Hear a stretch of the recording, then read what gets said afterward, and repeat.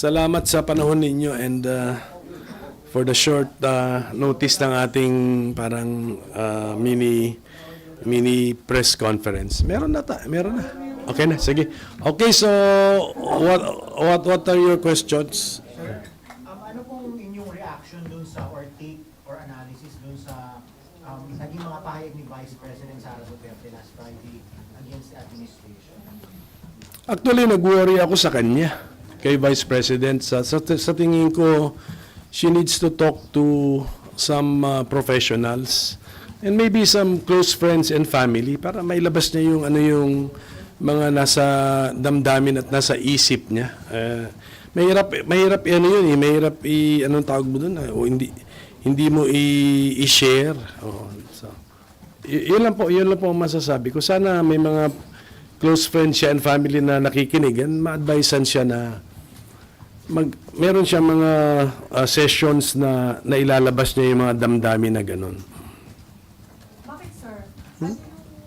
Bakit ganun ang advice niyo? Hindi siya usual eh. Yung mga nasabi niya, hindi usual po yun. At saka hindi rin yung na-verbalize niya yung naisip niya. Pero yung naisip niya, hindi usual eh. So, siguro kailangan meron siyang makausap na mas madunong sa atin. Na hindi usual na abnormal? Hindi siya usual eh. Sabihin ko na lang strange. Sir, ano yung matindi yung galit niya?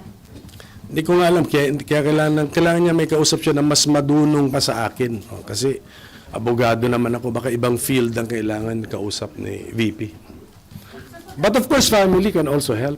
So, dapat may close family, friends, relatives kausapin. Or professional or doctor? Or professional, yeah. Sige. May danger ba yun sa government natin? O lagi nang ganito yung situation na magkalaban ng Vice President at ng President? Hindi ako nakatingin ako sa positive ha. Mabuti nga itong ganito ka attentive to detail ang ating Vice President and willing to criticize the administration kasi nagkakaroon tayo ngayon ng check and balance. At least may check.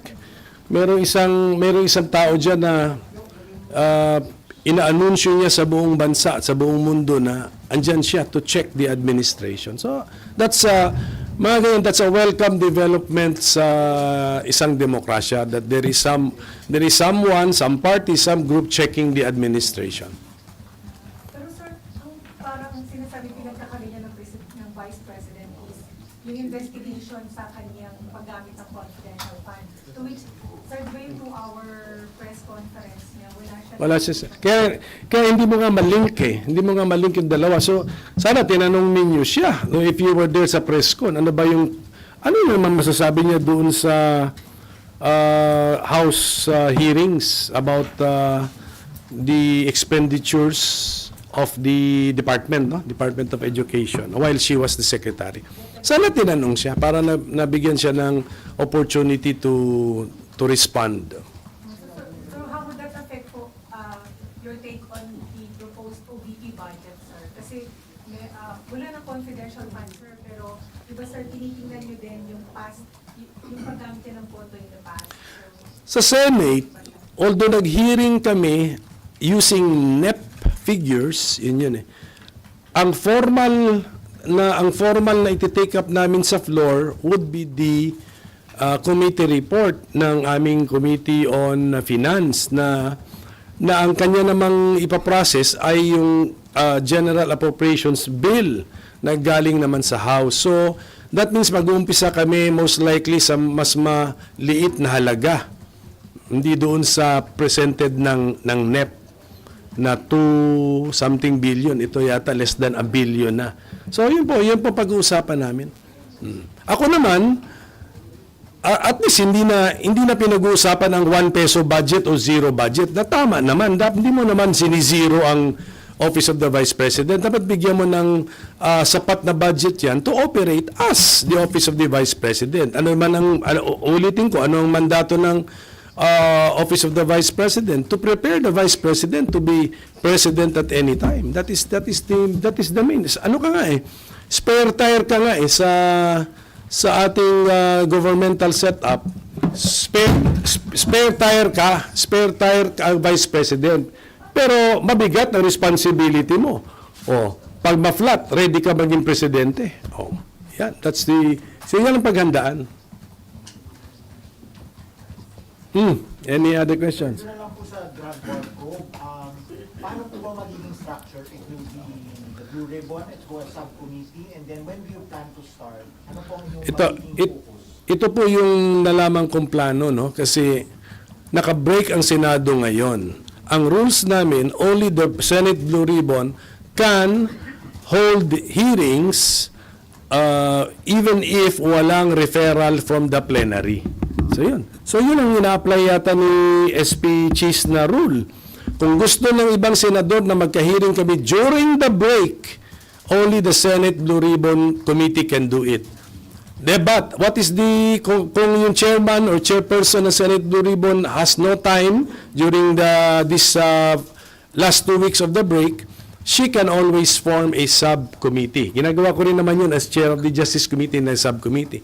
And I think she will be forming a subcommittee. Nung usapan nila ni SP Cheese, and she will be naming me as the chairman of the subcommittee. And kung gagawin po ni Chairperson Senator Pia Cayetano yun, tatanggapin ko po yung designation ko.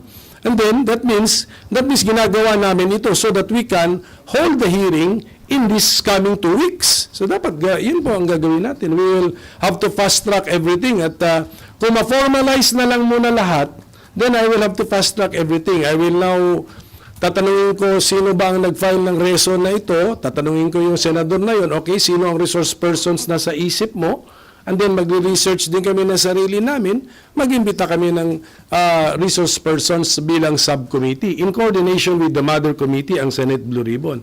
But we will make it a realistic list. Huwag yung sobrang dami ng inimbita, imposible naman din mapasalita sila or matanong sila sa ilang oras ng hearing.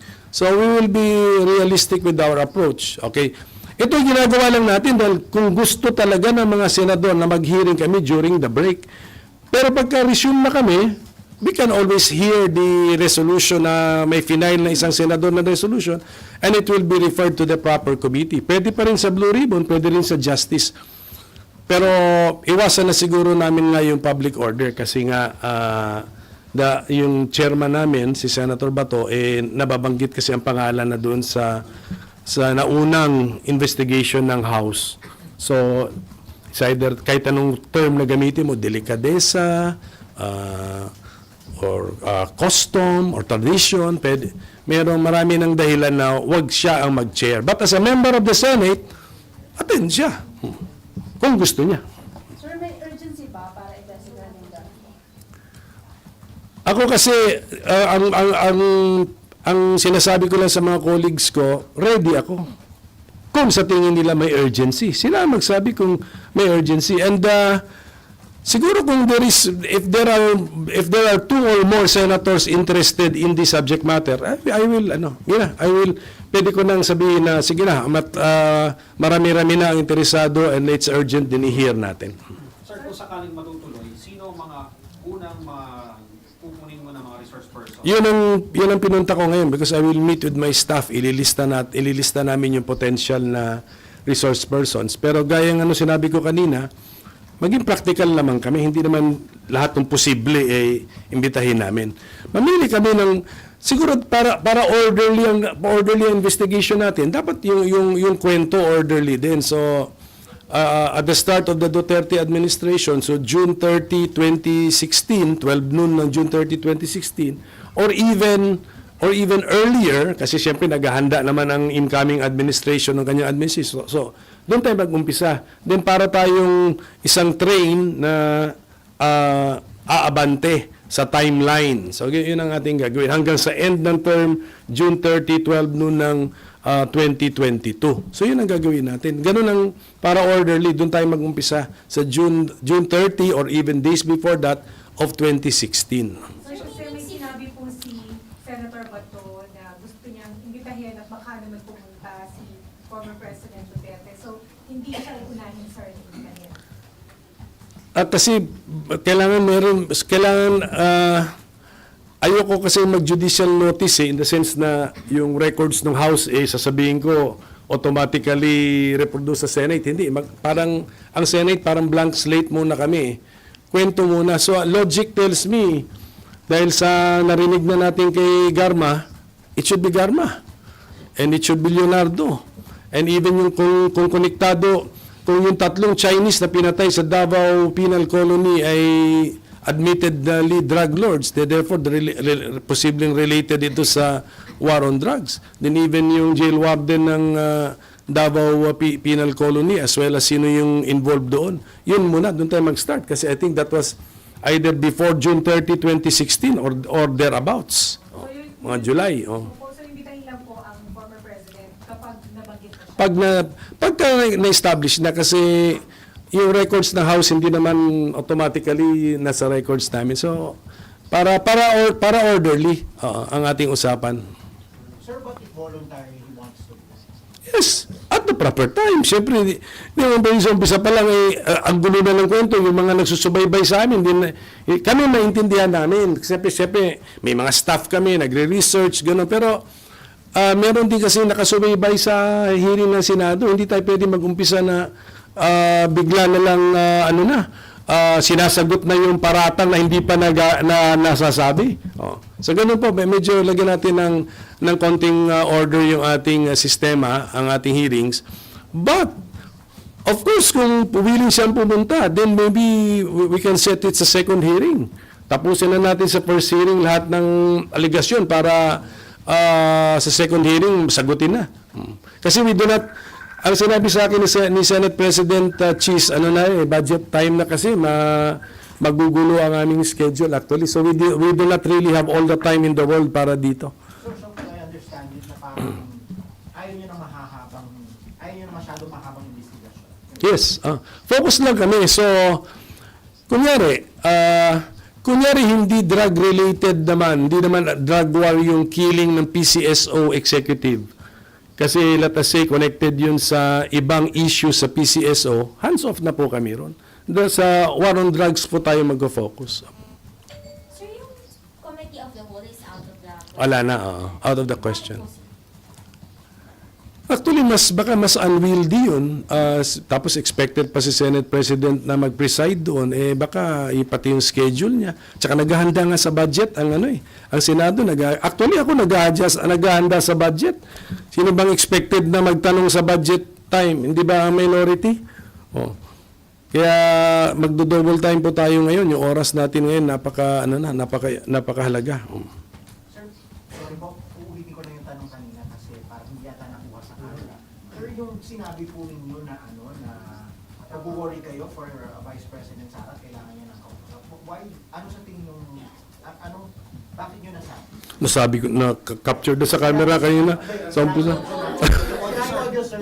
Hindi, yung narinig ko kasi, kasi nagulat ako. Akala ko, sabi ko, AI ba ito? Hindi naman, totoo pala. So, it's really unusual yung mga sinabi po ni Vice President Sara Duterte. And to me, it's strange, na in the first place, na naisip niya yun, tapos verbalize lang niya. So ako, bilang hindi naman isang dalubhasa sa medical science, ang una kong masasabi kung may mga naririnig akong mga strange is baka kailangan ng mas madunong na tao na kausap or pamilya or close friends para mailabas yung mga damdamin. Hindi mo ilalabas yun sa formal press conference.